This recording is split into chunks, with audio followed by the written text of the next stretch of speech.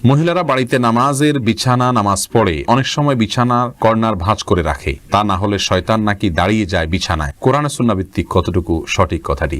খালি গায়ে উযু করার বিধান কতটুকু আর উযু সঠিক হয় কিনা জানাবেন। স্ত্রী জাহান্নামে গেলে স্বামীও কি জাহান্নামে যাবেন? সুন্নাত সালাত আদায় না করলে গুনাহ হবে কিনা?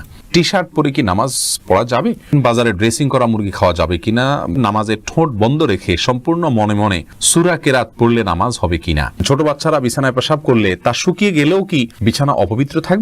কোরআন শরীফ তেলাওয়াত করার সময় দুই পা গুটিয়ে বসে তেলাওয়াত করতে পারবো কিনা? বাড়িতে ফরজ নামাজ পড়লে একামত দিতে হবে কি? ছেলেরা যদি জামাতে ফরজ নামাজ আদায় না করে তাহলে নামাজ হবে কি?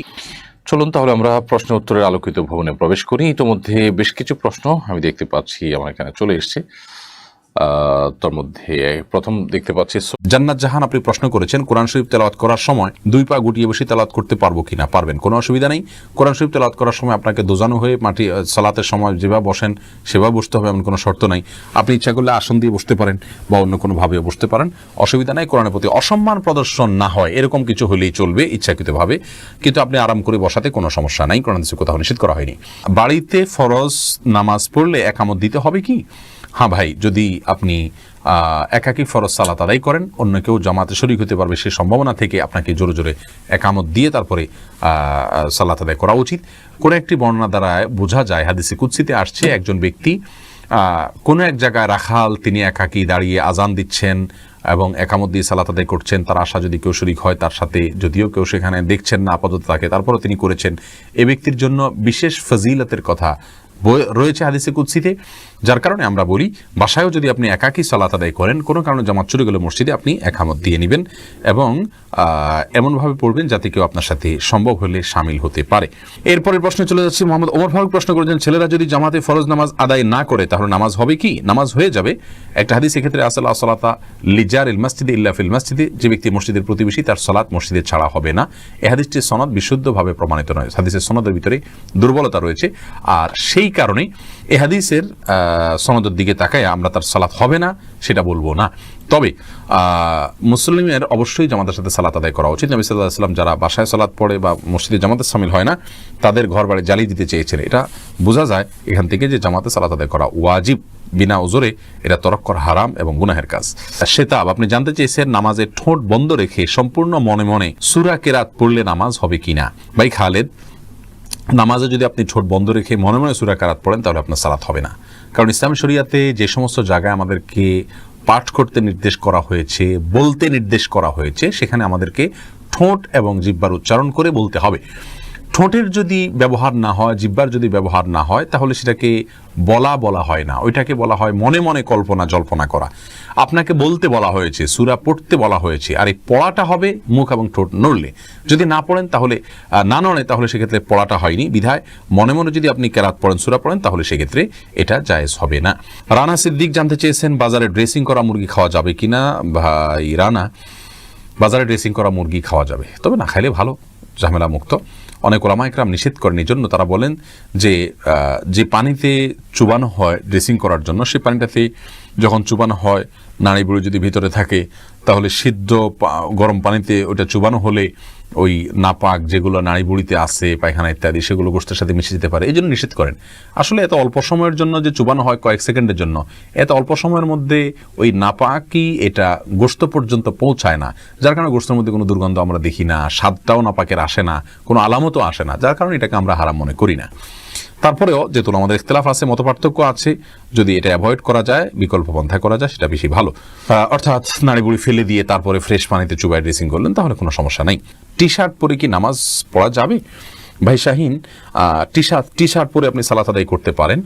তো মনে রাখবেন, সালাত আদায়ের ক্ষেত্রে মৌলিক নির্দেশনা আল্লাহ সুবহানাহু ওয়া তাআলা বলেছেন, ইয়া আইয়ুহাল্লাযীনা আমানু খুযু যিনাতাকুম ইনদা কুল্লি মাসজিদ। হে ঈমানদারেরা, প্রত্যেক সালাতের সময় তোমরা সুন্দর ভাবে সালাত আদায় করবে, সুন্দর পোশাক পরবে বা সুন্দর পোশাক পরবে। তো এই জন্য এমন কোনো পোশাক পরা উচিত নয় সালাতের সময় যে পোশাক পরে আপনি সম্ভ্রান্ত কোনো জায়গায় যাবেন না, মান্যগণ্য কোনো ব্যক্তির কাছে যাবেন না, সেরকম কোনো পোশাক পরা উচিত নয়। অতএব আপনি চেষ্টা করবেন যে পোশাক পড়লে আপনাকে খারাপ দেখা না যায়, দৃষ্টিকটু দেখা না যায়, ভিন্ন ব্যতিক্রম মনে না হয়, এবং আপনি এটা পরে ভালো কোনো জায়গায় যেতে ইতস্ত বোধ করেন না, সেরকম পোশাক পরে সালাত আদায় করবেন। নাবিল শাহরিয়ার জানতে চেয়েছেন, স্ত্রী জাহান্নামে গেলে স্বামীও কি জাহান্নামে যাবে? না ভাই নাবিল, এটা কোনো জরুরি না যে স্ত্রী জাহান্নামে গেলে স্বামীও জাহান্নামে যাবে। লূত আলাইহিস সালামের স্ত্রী জাহান্নামে যাবে, কিন্তু তাই লূত আসলাম তো জাহান্নামে যাবেন না। অতএব স্বামী স্ত্রী একে অন্যের জাহান্নামে যাওয়ার উপর অন্য জাহান্নাম নির্ভর নয়, বরং প্রত্যেকের আমল নির্ভর করবে, আমলের উপর নির্ভর করবে তার জান্নাত জাহান্নাম। আল্লাহ সুবহানাহু ওয়া তাআলা বলেছেন, লাইসা লিল ইনসানি ইল্লা মা সা, মানুষ নিজে যা করে সেটাই সে পাবে, অন্য কি করলো না করলো তাতে তার কিছু আসবেও না, যাবেও না। আল্লাহ অন্য আয়াতে বলেছেন, লা তাজিরু ওয়াজরাতুন ভিজরা উখরা, একজনের বোঝা, পাপের বোঝা অন্যজন বহন করবে। অর্থাৎ স্ত্রী অন্যায় করলে তিনি জাহান্নামে যাবেন, স্বামী জাহান্নামে যাবেন না। বিষয়টি এরকম না, যার যারটা আমলের কারণে তিনি পুরস্কার বা তিরস্কারের উপযুক্ত হবেন। এরপরে রাকিব কাজী সালেহ আপনি জানতে চেয়েছেন, খালি গায়ে উযু করার বিধান কতটুকু আর উযু সঠিক হয় কিনা জানাবেন। ভাই রাকিব, অজুর ক্ষেত্রে শরীয়তে খালি গা বা জামা কাপড় পরা কোনোটি নির্দেশ করেনি। অতএব অজুর ক্ষেত্রে আমরা খালি গায়ে যদি থাকি তাহলে কোনো প্রকার অসুবিধা নেই। অজুর ক্ষেত্রে আপনি খালি গায়ে উযু করতে পারবেন, কোনো সমস্যা নেই ইনশাআল্লাহ। না হাফেজ আপনি জানতে চেয়েছেন, ছোট বাচ্চারা বিছানায় পেশাব করলে তা শুকিয়ে গেলেও কি বিছানা অপবিত্র থাকবে? ছোট বাচ্চারা যদি বিছানায় পেশাব করে, এক্ষেত্রে মনে রাখতে হবে ছেলে বাচ্চা যদি হয় তাদের পেশাবের ক্ষেত্রে কিছুটা ছাড় রয়েছে। ছেলে বাচ্চা যদি হয় আর সে যদি মায়ের দুধের উপরে সম্পূর্ণ নির্ভরশীল থাকে এবং তার মধ্যে যদি অন্য কোনো কিছু যদি সে না খায়, বাহিরের কোনো কিছু খাদ্য হিসাবে সে গ্রহণ না করে, তাহলে সেক্ষেত্রে এই বাচ্চার পেশাবের উপরে শুধুমাত্র পানি ছেটা দিয়ে দিলে সেটা পাক হয়ে যাবে। আর যদি মেয়ে বাচ্চা হয় তাহলে সেক্ষেত্রে পরিপূর্ণভাবে ধুইতে হবে। এটা হাদিস দ্বারা এই ব্যবধান এবং পার্থক্যটা সুস্পষ্টভাবে প্রমাণিত। এখানে কেউ যদি বলেন যে মেয়েদের পেশাবের ক্ষেত্রে এই তারতম্য কেন করা হয়েছে, মেয়েদের প্রতি বৈষম্য কিনা, আমরা বলবো না। মেয়েদের পেশাব হয়তো তার ভিতরে কোনো এমন কোনো দিক রয়েছে পেশাবের যেটা হয়তো আমরা এখনো জানি না, অথবা বিজ্ঞানী হয়তো জানতে পারেন, যার কারণে এটা ধোয়াটা জরুরি করা হয়েছে। সেটাতে দুর্গন্ধের বিষয় থাকুক অথবা অন্য কোনো ক্ষতিকর কোনো কিছু থাকুক যেটা আমাদের কাছে অজানা, কিন্তু ইসলামী শরিয়াত নির্দেশ করেছে, নিশ্চয়ই এর ভিতরে কোনো না কোনো কল্যাণ আছে। আমরা দেখি ইসলামী শরিয়ার নির্দেশকে পালন এবং মান্য করার ভেতরেই কল্যাণ নিহিত আছে। রাকিব হাসান প্রশ্ন করেছেন, সুন্নাত সালাত আদায় না করলে গুনাহ হবে কিনা। রাকিব হাসান, সুন্নাত সালাত আদায় না করলে বড় কোনো গুনাহ হবে না। গুনাহ তো অবশ্যই হবে, গুনাহ শব্দের অর্থ হলো ক্ষতি। সুন্নাত তরক করলে তো ক্ষতি হবেই। নবী সাল্লাল্লাহু আলাইহি সাল্লাম ৫ ওয়াক্ত সালাতের আগে পরে যে সুন্নতে মুআক্কাদাগুলো, এগুলোকে খুব গুরুত্বপূর্ণ সালাত হিসেবে আদায় করেছেন। অতএব সেগুলোকে যদি আপনি তরক করি বিনা প্রয়োজন, বিনা কারণে, বিনা ওজরে, তাহলে তো ক্ষতি হবেই, গুনাহ তো হবেই অর্থে।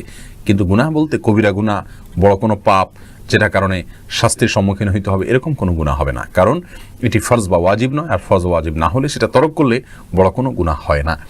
বিনা কারণে এটা না ছাড়াই উচিত, মুসলমান সুন্নাহকে তরক না করাই উচিত।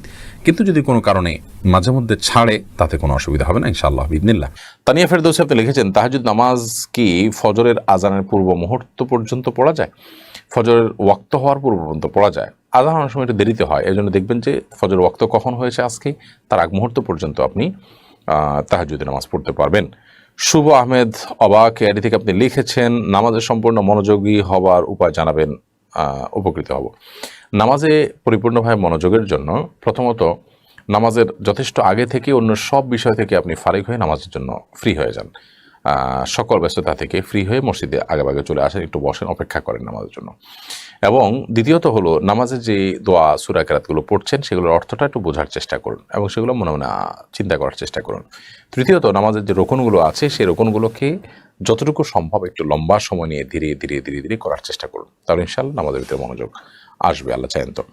আসমা খাতুন আপনি লিখেছেন, কোনো বিধর্মীর সাথে সুসম্পর্ক রাখা ও তাকে আমাদের ধর্মে আসার জন্য দোয়া করা যাবে কিনা? একজন হিন্দু লোকের সাথে অন্যায় হতে দেখে তাকে সাপোর্ট করা যাবে কিনা? অবশ্যই বিধর্মী লোকের সাথে সুসম্পর্ক রাখতে পারেন, সামাজিক সৌন্দর্য থাকতেই পারে, এবং তাকে আমাদের মানে সঠিক ধর্মে, সঠিক দিনে ফিরে আসার জন্য আল্লাহ তাআলার কাছে তো অবশ্যই দোয়া করবেন। আল্লাহর কাছে এটিতে করাই যেতে পারে এবং করা উচিত। এবং অন্য ধর্মের মানুষের সাথে যদি কোনো অন্যায় করা হয় তাহলে সেক্ষেত্রে সেই নির্যাতিত মানুষটা অন্য ধর্মের, এমনকি হিন্দু হোক, অন্য যে কোনো ধর্মের মানুষ হোক না কেন, তাকে আপনি সাহায্য করবেন, তাকে অন্যায় থেকে বাঁচাবার চেষ্টা করবেন, সেটি আপনার দ্বীনি দায়িত্ব। সাইফান শেখ আপনি লিখেছেন, মানত করা নামাজ কি সব একসাথে পড়তে হবে নাকি সময় পেলে একটু একটু করে পড়তে হবে? এখন মানত আপনি কি ধরনের করেছেন, এমন কাজটা হলে আমি এত ওয়াক্ত নামাজ পড়বো, এত রাকাত নামাজ পড়বো, এরকম যদি হয়ে থাকে তাহলে সেক্ষেত্রে এত রাকাত আপনি পড়লেই হবে। একসাথে করার নিয়ত তো আপনি করেন নাই, অতএব আলাদা আলাদা বিভিন্ন সময় সেটা পড়ে দিলেই আদায় হয়ে যাবে। এরপরে রুহুল আমিন লিখেছেন, সুন্নত নামাজের তৃতীয় রাকাত ও চতুর্থ রাকাতে সূরা ফাতিহার সাথে অন্য কোনো সূরা মিলাতে হবে কিনা? সুন্নত নামাজের তৃতীয় এবং চতুর্থ রাকাতে সূরা ফাতিহার সাথে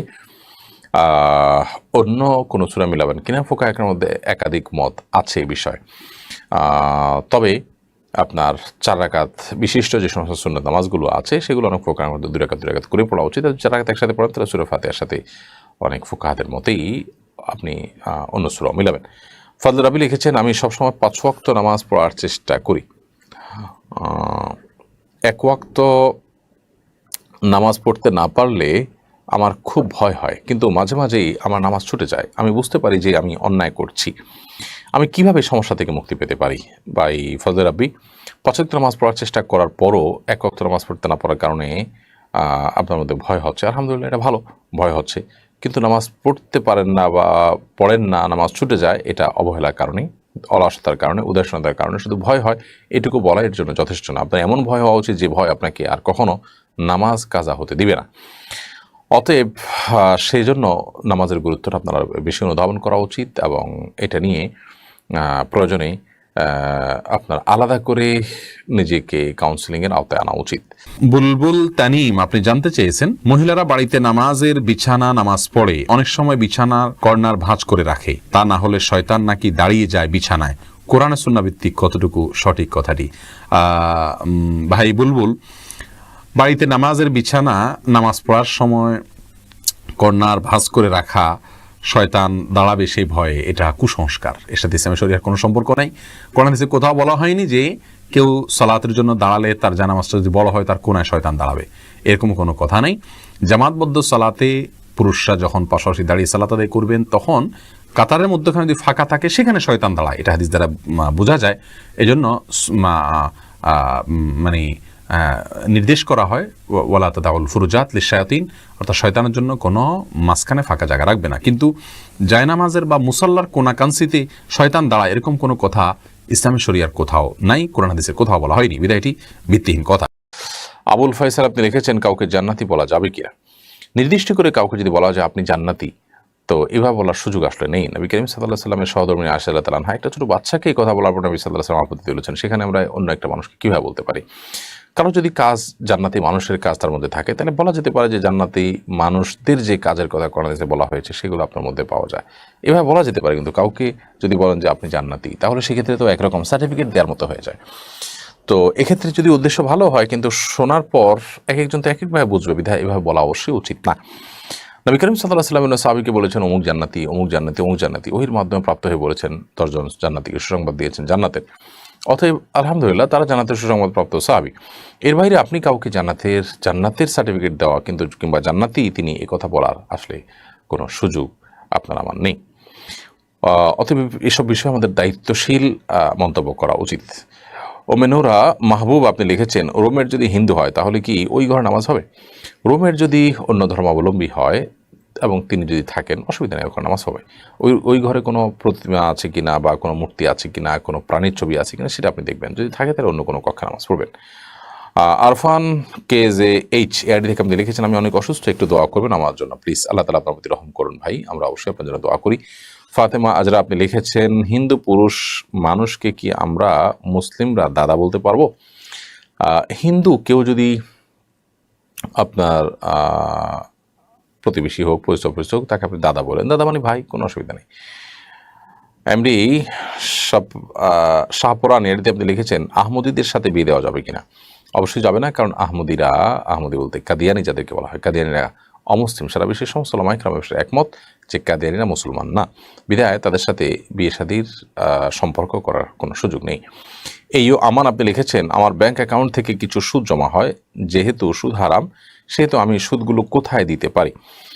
দেখুন, ব্যাংক অ্যাকাউন্টে যে সুদের টাকা জমা হয়েছে সেই সুদের টাকা আপনি কোনো গরিব দুঃখীকে সওয়াবের নিয়াত করা ছাড়া দান করে দিবেন।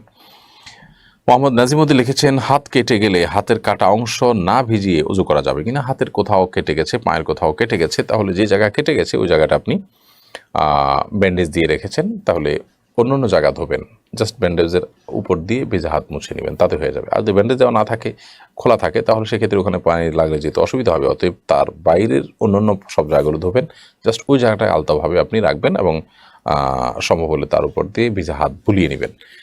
জাস্ট এতটুকু ভিজা হাতকে ঝেড়ে তারপর একটু বুলিয়ে নেবেন, ইনশাল্লাহ একটু যথেষ্ট হবে। আবার আপনার জন্য কষ্ট হয় এইভাবে একদম লাগায় লাগায় আপনাকে ডলতে হবে, এমনটা জরুরি না। আনিসুর রহমান লিখেছেন, যদি হস্তমৈথুন থেকে বেঁচে থাকার কিছু কার্যকরী উপায়ের কথা বলতেন তাহলে উপকৃত হতাম, নিজের সর্বোচ্চ চেষ্টা করার পরও পারছি না। ভাই আনিসুর রহমান, বিয়ের উপযুক্ত হলে সবচেয়ে বড় এবং প্রধান কার্যকর উপায় হলো বিয়ে করে ফেলা এবং এর জন্য প্রয়োজনীয় সকল উদ্যোগ গ্রহণ করা, বা আমাকে কনভিন্স করা, উপার্জন শুরু করা, উপার্জন করে সেই উপার্জনের টাকা সাধ্য অনুযায়ী আপনার বিয়ে করার চেষ্টা করা, চাহিদাকে ছোট করা, যাতে করে বিয়ের পথটা সুগম হয়। এটা হলো সবচেয়ে বড় উপায় বাঁচার। আর এর পাশাপাশি বিভিন্ন হারাম জিনিস দেখা, এটার সকল পথ বন্ধ করে ফেলা, মোবাইলটাকে সেল করে ফেলা, একটা বাটন ফোনে চলে যাওয়া এবং সোশ্যাল মিডিয়া থেকে সরে যাওয়া, অর্থাৎ যেই যে বিষয়গুলো আপনাকে এই হারামে উদ্বুদ্ধ করে সেখান থেকে সরে আসা। তৃতীয়ত, নির্জনতা পরিহার করা, যে আমি নির্জন এক মুহূর্তের জন্য থাকবো না, কোনো কক্ষে, এমন কোনো জায়গা যেখানে আমাকে শয়তান প্ররোচিত করে এই সমস্ত অপকর্মে, সেখান থেকে বেঁচে থাকার চেষ্টা করতে হবে। শেষে আল্লাহ তাআলার কাছে চোখের পানি ফেলে দোয়া করা, কান্নাকাটি করা এবং আপ্রাণ চেষ্টা অব্যাহত রাখতে হবে, যাতে করে এই গুনাহ থেকে, এই পাপাচার থেকে, এই হারাম কাজ থেকে আপনি বেঁচে থাকতে পারেন। আল্লাহ তাআলা আপনাকে, আমাকে, সবাইকে সব ধরনের গুনাহ থেকে বেঁচে থাকার তৌফিক দান করুন।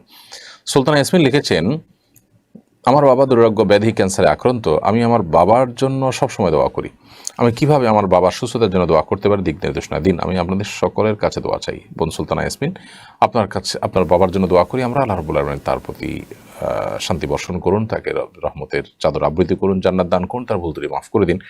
এবং সেই সাথে আপনি নিজে আপনার বাবার জন্য চোখের পানি ফেলে, হাত তুলে, দোয়া কবুলের সময়গুলোতে, একাকী নির্জন সময়গুলোতে আপনি আপনার মতো করে দোয়া করতে থাকবেন, তার ক্ষমা প্রার্থনা করবেন, তার জন্য জান্নাতের আবেদন করবেন তার জন্য। ইনশাআল্লাহ বিদিনিল্লাহ আপনার এই কায়মন বাক্যের দোয়াই আল্লাহর কাছে যথেষ্ট হবে। দোয়ার আগে আল্লাহ প্রশংসা করবেন, নবী সাল্লাল্লাহু আলাইহি ওয়াসাল্লামের দুরূদ পাঠ করবেন, যথেষ্ট ইনশাআল্লাহ এভাবে দোয়া করাটা।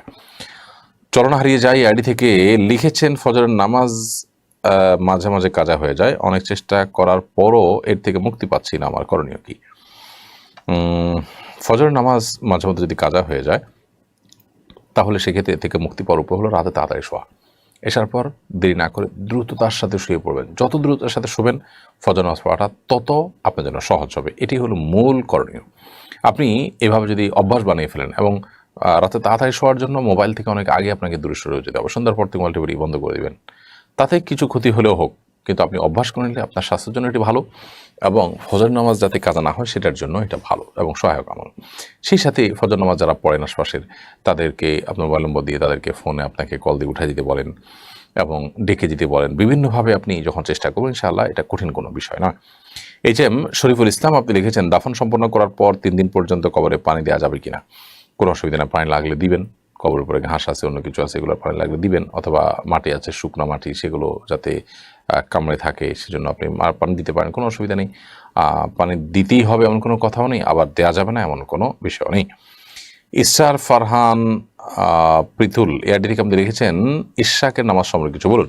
সূর্য ওঠার 20-25 মিনিট পর যে নামাজ পড়া হয় এটাকে ইশাকের নামাজ বলা হয় এবং এই নামাজ যদি কেউ পড়েন, বিশেষ করে ফজরের পর আপন জায়গায় বসে জিকির আজকার করতে করতে অপেক্ষা করে তারপরে নামাজ যদি পড়েন, তাহলে সেক্ষেত্রে এর মাধ্যমে আল্লাহ রাব্বুল আলামিন একটি কবুল ওমরার সওয়াব দান করবেন। অনেক ফজিলতপূর্ণ একটি বিষয়। তরির রহমান আপনি লিখেছেন, স্কুলে ভর্তি হতে লটারির মাধ্যমে যে রেজাল্ট দেওয়া হয় সেটি কি ঠিক নাকি বেঠিক? কোনো অসুবিধা নেই, এই জাতীয় লটারি নিষিদ্ধ না। লটারি বলতে যেখানে জুয়া আছে, যে আপনি একটা টাকা দিয়ে অংশগ্রহণ করলেন, এরপরে অনেক বেশি পেতে পারেন, পুরোটা মার যেতে পারে, এই টাইপের লটারি, সেটা নিষিদ্ধ। মোহাম্মদ রুবেল আপনি লিখেছেন, অসুস্থতা থেকে সুস্থতার জন্য কি আমল করবো? অসুস্থতা থেকে সুস্থতার জন্য আল্লাহ তাআলার কাছে দোয়া করতে থাকবেন, যত রকম দোয়া আছে দুরূদ পড়বেন, আল্লাহর প্রশংসা করবেন এবং স্বাভাবিকভাবে আল্লাহ তাআলার কাছে দোয়া করতে থাকবেন ইনশাআল্লাহ বিদিনিল্লাহ। এই দোয়াগুলো নিজের ভাষায় আপনি বলতে পারেন, মনে মনে আল্লাহ তাআলার কাছে নিবেদন করতে পারেন। তবে দুরূদ, ইস্তেগফার, দোয়া ইউনুস, এই আমলগুলো করে করে আল্লাহ তাআলার কাছে দোয়া করাটা দোয়া কবুলের ক্ষেত্রে অনেক বেশি সহায়ক ভূমিকা রাখে।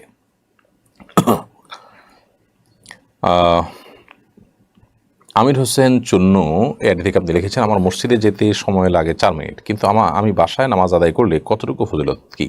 বাসায় নামাজ আদায় করলে অবশ্যই আপনি ফজিলত পাবেন না, মসজিদে গেলে যেটা ফজিলত পাবেন। 4 মিনিট 8 মিনিট যদি আপনার আসা যাওয়ার সময় লাগে, তো এই পুরো সময়টা ইবাদতে গণ্য হবে ইনশাআল্লাহ। এটা আপনার জন্য লসের কিছু নেই। শারমিন আক্তার মিম লিখেছেন, তাড়াতাড়ি সুস্থ হওয়ার কোনো দোয়া আছে কিনা? এটা আমরা একটু আগেই বলেছি। মির্জা এমডি আকরাম আপনি লিখেছেন, আমার জন্য দোয়া করবেন এবং কীভাবে পড়লে পড়া মনে থাকবে জানাবেন। আপনার জন্য দোয়া করি ভাই মির্জা, আল্লাহ তাআলা আপনাকে ভালো ছাত্র হওয়ার তৌফিক দান করুন, পড়ার জন্য মনে থাকে, বুঝে আসে সেই তৌফিক দান করুন।